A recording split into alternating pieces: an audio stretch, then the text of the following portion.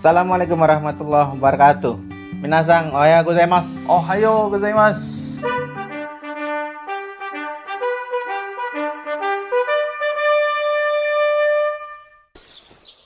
Ohayo gozaimasu. Selamat pagi, mudah-mudahan sehat semua ya teman-teman. Ketemu kita lagi di Kupas Jepang. Kali ini agak berbeda suasananya. Karena kita mau ngomongnya agak-agak serius ya. Agak serius ya. Makanya belakangnya banyak buku nih. Minasang, kalau kita gambarin soal kota-kota di Jepang gimana ya? Kota Jepang? Hmm. Kalau kota di Jepang itu sih biasanya pasti modern ya. Modern, terus rapi, teratur, terus bersih. Nah, memang umumnya yang kita ketahui seperti itu ya. Hmm. Dan bahkan sempat viral juga beberapa yang mencerminkan hebatnya atau bersihnya kota-kota di Jepang. Ada tuh di selokan di Osaka atau Kyoto ya. Itu selokan yang isinya ikan-ikan koi ya, ikan-ikan cantik. Saking bersihnya itu selokan. Ketika Tokyo sedang kebanjiran, itu subway-nya terisi dengan air. Kalau di kita kebayang kotor kali ya. Waduh, itu ada selokan semua kan, selokan kan? semua. Nah, kalau di Jepang saat kebanjiran itu di subway-nya dia bersih sekali, bening sekali. Kayak kolam renang malah. Kayak kolam renang. Pasti mereka juga pernah deh ngeliat foto itu entah di Instagram atau di mana. Nah, nggak cuma kotanya aja nih. Selain memang kotanya yang bersih, ini juga didukung sama penduduknya. Mereka tuh yang memang disiplin, mereka emang teratur, cinta kebersihan gitu. Nah, sampai ada juga nih ada kejadian yang viral juga waktu itu pas di Piala Dunia di Rusia tuh yang tahun 2018 ya. Oh iya, sempat dengar beritanya juga. Nah, itu kan mungkin Minasan pernah lihat deh. Jadi beritanya ada yang pertandingan Jepang lawan apa gitu. Kan banyak tuh supporter Jepang datang. Nah, yang hebatnya itu, yang di viralnya itu pas pertandingannya selesai, yang di saat orang lain pada pulang semua, nah supporter-supporter Jepang ini mereka mungutin sampah gitu.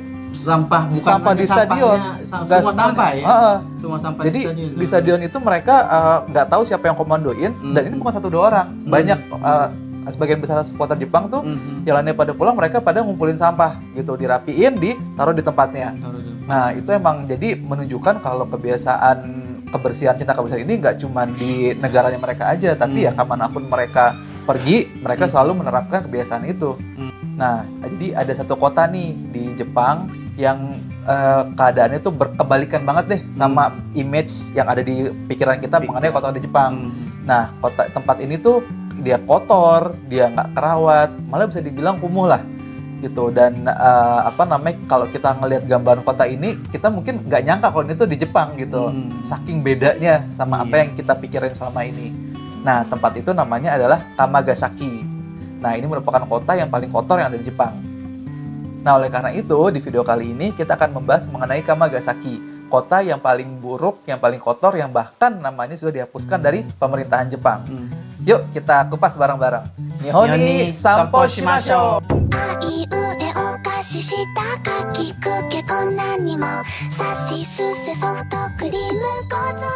Kota Kamagasaki ini masih dalam bagian Osaka ya, namun karena memang penduduknya cukup padat dan daerahnya cukup luas, orang menyebutnya seperti kayak jadi kota tersendiri ya. Jadi kota tersendiri, padahal masih dalam kota Osaka. Bagian dari Osaka. Dan juga padahal kota Kamagasaki ini itu dekat banget sama Namba. Namba itu kan daerah turis yang sangat terkenal di Osaka ya. Shopping ya. Distrik yang sangat terkenal. Kalau di jalan kaki sekitar 15 menit. Kalau pakai kereta, pakai jalur-jalur utama JR lainnya Osaka pun bisa kita raih ya. Nah, emang sebenarnya kondisi Kamagasaki itu kayak apa sih kotanya itu? Ya, kondisi kota Kamagasaki ini sangat berbanding terbalik dengan kota-kota seperti Tokyo atau Osaka sendiri ya. Yang kita bayangkan gedungnya rapi, jalanan teratur, orang-orangnya juga nggak banyak di jalanan, kemudian sampahnya juga bersih. Nah, di Kamagasaki ini semuanya full dengan kumuh, maksudnya sampahnya berserakan, orang-orang banyak tidur di jalanan karena banyak memang tunawisma ya, banyak mungkin tenda-tenda karena orang nggak punya rumah jadi tidur di jalanan. Dan juga bisa dibilang banyak orang usia lanjut ya, di sana yang tidak produktif lagi. Nah, untuk latar belakangnya kenapa Kamagasaki bisa jadi seperti sekarang ini, itu semua dimulai ketika sejak tahun 1950-an akhir. Nah, tepatnya itu di tahun 1958. Nah, jadi pada saat itu dari 1958 sampai sekitar 1970-an itu Jepang itu mengalami pertumbuhan ekonomi itu yang tinggi gitu. Jadi mereka itu sampai pada masa itu disebut dengan masa kejayaannya mereka. Masa golden age-nya mereka. Ya, semacam golden age-nya. Nah, dan karena itu di tahun-tahun tersebut diadakan sebuah proyek pembangunan yang bernama Shinsekai Di daerah Osaka situ. Nah, jadi Shinsekai ini pembangunan besar-besaran itu di daerah Osaka, Kyoto, dan Kobe. Oh, tiga kota besar gitu. Tiga kota besar. Dan itu jadi itu otomatis karena dia proyeknya besar dan mereka membutuhkan yang namanya tenaga kerja dong. Okay. Nah, tenaga kerja yang juga banyak. Nah, tapi karena emang ini proyek pembangunan, jadi memang kebanyakan dari mereka yang dibutuhkan itu tenaga kasar. Gitu. Yang berhubungan dengan konstruksi ya? proyek, segala macam. Jadi ya tenaga bisa ya kasarnya kuli lah. Gitu.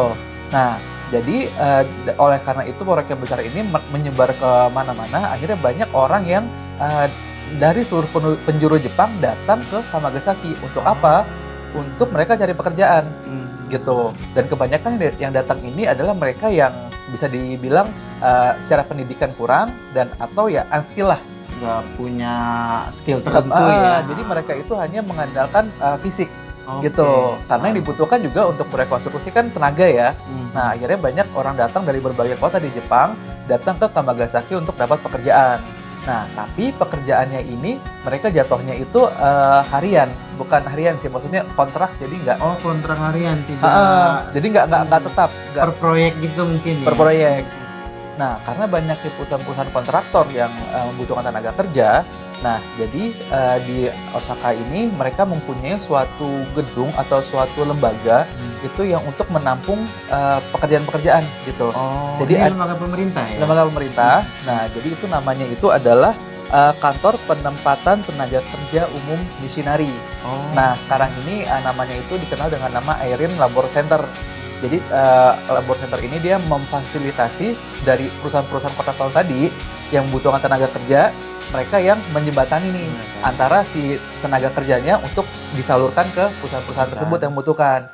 Nah, karena model pekerjaan itu adalah kontrak harian, jadi mereka itu biasanya ke sana ketika dapat pekerjaan, mereka tuh hanya dikontrak untuk mungkin seminggu atau 2 minggu.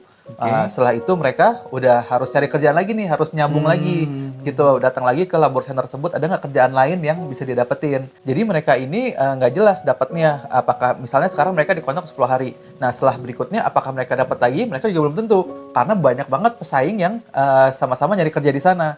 Jadi satu orang itu mungkin ketika dia dapat pekerjaan, mungkin dia baru bisa dapat kerjaan lagi, mungkin baru bulan depannya atau 2 bulan berikutnya gitu. Nah, pas proyek Shinsekai ini udah selesai, pemerintah Osaka itu nyuruh orang-orang yang datang dari berbagai macam kota tadi untuk kembali ke daerah asalnya masing-masing. Gitu. Karena memang pekerjaannya sudah selesai kan, jadi sudah nggak ada sebanyak sebelumnya lagi. Nah, tapi mereka ini nggak mau balik, mereka tetap bersikeras mau tinggal di Kamagasaki. Gitu. Jadi, nah hal inilah yang ngebuat banyak orang-orang yang bisa dibilang pengangguran tetap ada di sana, tetap stay di sana gitu. Karena walaupun ada pekerjaan dari Airin Labor Center itu, tapi karena proyeknya yang mega proyeknya udah selesai, otomatis nggak sebanyak yang seperti sebelumnya kan. Nah, jadi otomatis ya hal ini membuat tingkat kemiskinan di Kamagasaki menjadi meningkat tinggi. Nah, rata-rata pendapatannya adalah sekitar 8.000 sampai 11.000 per hari. Nah, itu belum termasuk potongan untuk penginapan, yaitu 3.000 per hari. Sebetulnya untuk seperti ini, angka seperti ini cukup gede ya untuk kalangan yang unskill. Namun karena ketidakpastian ini bisa jadi misalnya per proyek mereka dapat seminggu atau 2 minggu bekerja. Namun 2 bulan lagi mereka baru dapat lagi. Nah, ini kan menjadi kesulitan soal keuangan mereka. Nah, jadi karena masa kontraknya yang pendek tersebut, jadi setiap satu orang selesai habis masa kontraknya, mereka harus datang lagi ke Airin Labor Center untuk melihat ke papan pengumuman tadi, apa ada pekerjaan lain apa enggak yang bisa mereka ambil. Nah, tapi karena banyaknya orang yang juga cari pekerjaan di sana, itulah yang membuat ketidakpastian itu. Entah kapan lagi mereka bisa dapat kerjaan. Jadi walaupun perharinya besar, tapi kalau dapetnya setiap 2 atau 3 bulan ya Jadi kecil lah. kecil juga kan. Hal inilah yang membuat akhirnya banyak orang yang memutuskan untuk nggak menyewa suatu tempat tinggal atau rumah gitu. Akhirnya mereka banyak menggelandang atau Gelandang di tinggal jalan. di pinggir jalan, bikin tenda-tenda yang ala kadarnya buat tempat tidur itu untuk menghemat dari Pengeluaran. uang pengeluaran. Jadi supaya yang mereka pegang itu bisa bertahan lama. Kalau kita lagi ngomongin satu daerah yang miskin, yang banyak pengangguran dan tunawisma, pasti belum lengkap nih kalau belum ada kriminalitas. Dan emang bener banget, di Kamagasaki ini karena kondisinya yang seperti itu, otomatis tingkat kriminalitasnya juga cukup tinggi. Nah, malah ada juga beberapa kelompok Yakuza yang punya kantor di sana. Nah, otomatis hal ini membuat Kamagasaki itu menjadi wilayah yang kurang aman lah buat orang-orang. Karena banyaknya masalah yang tadi kita sebutin sebelumnya, nah hal ini otomatis ngebuat citra negara Jepang itu menjadi negatif. Nah, akhirnya sejak saat itu pemerintah Jepang itu secara resmi menghapus nama Kamagasaki dari peta mereka dan dari dokumen-dokumen resminya. Nah, itu dimulai pada tahun 1996.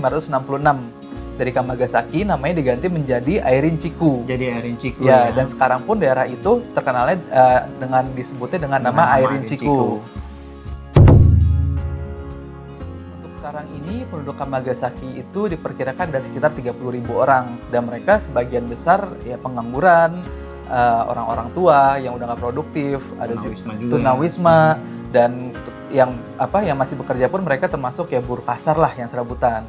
Jadi mereka tiap hari itu akan mengantri di Airin Labor Center untuk dapat pekerjaan kayak yang kita sebutin tadi, dan banyak juga yang nggak dapat kerjaan gitu karena cuma sedikit pekerjaan yang disediakan. Nah, ngeliat kondisi kayak gini, akhirnya pemerintah Jepang itu mengadakan pembagian makan dan minum gratis untuk orang-orang yang tinggal di Kamagasaki. Nah, selain itu juga ada juga beberapa komunitas-komunitas sosial ataupun dari keagamaan yang juga bagi-bagi makanan di sana. Kebanyakan dari penduduk Kamagasaki ini tidak tercatat administrasi kependudukannya. Karena ketika proyek Shinsekai ini sedang berlangsung, banyak pekerja-pekerja ini yang keluar masuk, sehingga membuat kacau administrasi kependudukan. Selain itu, juga karena dari sisi pekerjanya itu sendiri. Karena yang datang ini kebanyakan adalah bermasalah. Mulai dari masalah keluarga, mereka ingin menghilang dari keluarga, ataupun juga masalah seperti banyak hutang. Jadi ketika mereka punya hutang, mereka ingin lari dan tidak sanggup bayar, ingin lari ke Kamagasaki ini. Dan juga bisa jadi karena catatan kriminalitas mereka di tempat sebelumnya, sehingga mereka ingin seperti tempat pelarian lah di Kamagasaki. Jadi sengaja ya menghilangkan keberadaannya supaya nggak kelacak ya. Iya. Karena hal itu banyak nih orang Jepang yang menganggap ketika ada seseorang yang memutuskan untuk pergi ke Kamagasaki itu mereka kayak dianggap tuh sebagai orang yang udah putus asa sama kehidupannya gitu. Jadi mereka pergi ke sana untuk menghilangkan keberadaan dirinya sendiri. Nah, tapi di sisi lain ada juga yang bilang kalau orang datang ke Kamagasaki ini sebagai tempat tujuan akhir gitu untuk orang-orang yang mungkin bisa dibilang miskin atau nggak punya skill ya. Tujuan akhir kenapa? Karena seenggaknya ketika mereka datang ke Kamagasaki, mereka bisa makan minum gratis dari pembagian tadi dan untuk tidur pun di pinggir jalan pun nggak masalah. Nah, bahkan kalau beruntung mereka bisa dapat pekerjaan dari Airin Labor Center tadi. Jadi seenggaknya mereka masih ada hal yang bisa mereka lakuin untuk bertahan hidup. Ya, itulah pembahasan kita mengenai kota Kamagasaki. Nah, kalau kita ngeliat foto-foto yang tadi, sebenarnya Kamagasaki ini nggak kumuh-kumuh banget ya. Ya, malah kalau bandingin sama Indonesia sih banyak sih sebenarnya yang lebih kumuh kan gitu. Tapi karena kita ngomonginnya lagi konteksnya Jepang, otomatis kita harus bandinginnya sama Jepang juga kan. Karena timpang sekali ya ketika kita bandingin sama Tokyo misalnya. Jauh banget. Nah, kalau gua aja pribadi pas pertama kali tahu tentang Kamagasaki ini kayak ngerasa ini Jepang bukan sih? Kayaknya nggak mungkin ya Jepang kayak gini deh. Gitu, karena emang beda banget, tapi ternyata yang seperti itulah keadaannya. Ada di Jepang yang kita kenal sebagai negara yang rapi, bersih, dan hebat itu ternyata ada juga daerah kotor yang seperti ini. Itulah video kita kali ini tentang Kamagasaki. Mudah-mudahan bermanfaat dan menambah ilmu bagi kita ya. Sampai jumpa minggu depan. Mata Raishu.